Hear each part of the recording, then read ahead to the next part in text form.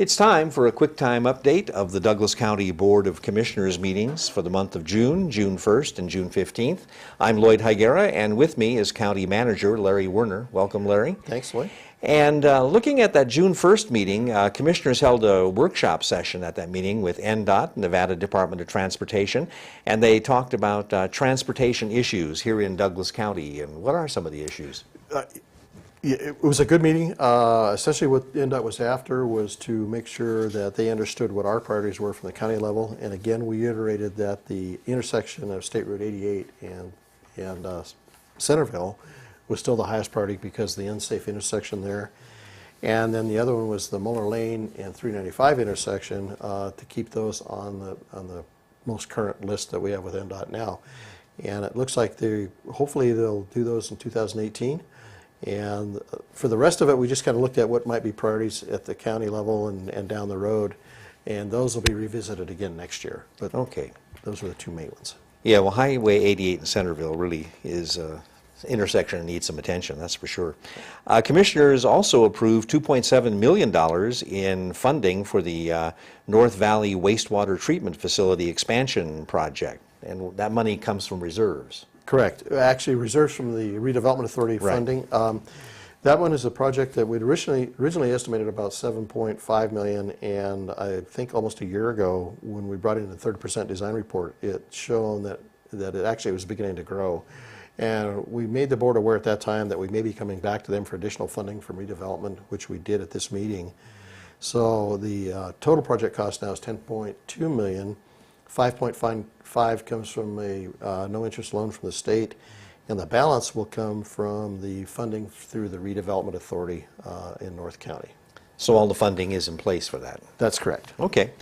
Commissioners also approved 3 employment contracts, and 1 7-year contract and 2 5-year contracts. That's quite an accomplishment in its own right. Want to run down those Sure. contracts? We did the Douglas County Employees Association contract. They were willing to go with a 7-year contract. We were going to hold out for a 5-year, and that was done both for predictability from the employee standpoint about what they can expect in the future, and then also from the county standpoint of what we would be looking at having to fund. We did the same thing with the Douglas County Sheriff's Protective Association, which basically is the deputies, and the Douglas County Sheriff's Protective Association Sergeants Unit. Those last two agreements were 5-year agreements, which are still really good for both parties. And the total cost of that was analyzed against what our expected revenues were from the different funds that support these. And we use a fairly conservative expansion of the existing tax levels, existing room tax, that sort of thing, to make sure that what we're proposing for the cost of living and the merit increases fell within those future revenues. It looked like we're going to grow now. If our crystal ball is wrong and we don't see the future revenues, then obviously we'd have to do something along the lines of reduction in force or some rollback in costs, which we have the provisions to do under the contracts. But generally speaking, if everything's going smooth, then we're basically done for 5 to 7 years. That's very good. And of course, the non-represented employees are included in that whole mix, right? That's correct, yes. We did the same thing, although theirs is a year-to-year resolution, the way that the codes read, but essentially we're reflecting the same thing as the Douglas County Employees Association with the same package, the same benefits, same concepts. Okay.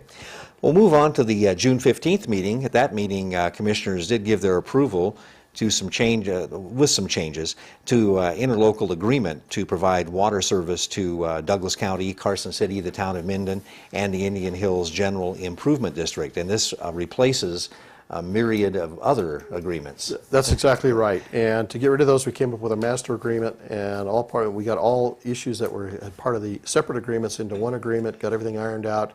One of the things we were particularly working on was a portion of the expansion within the town of Minden that was questionable at this stage whether or not it was an asset to the wholesale water system. And we agreed to move that out of the rates of the wholesale water system and actually come up with another way to help fund that through the purchase of water rights, which provided the town of Minden with their needed cash, and it gave us an asset, and it actually ended up with the county being able to keep the rates as is. There won't be any escalation of those rates, and that was a good thing. So no rate increases, that's good. No rate increases for right now, exactly. Yes, okay. Oh, Yeah, have to add that caveat. Yeah, I did. Well, Larry, I want to thank you for the information you shared here on the QuickTime Update. Larry Werner, our County Manager. I'm Lloyd Higuera for the QuickTime Update.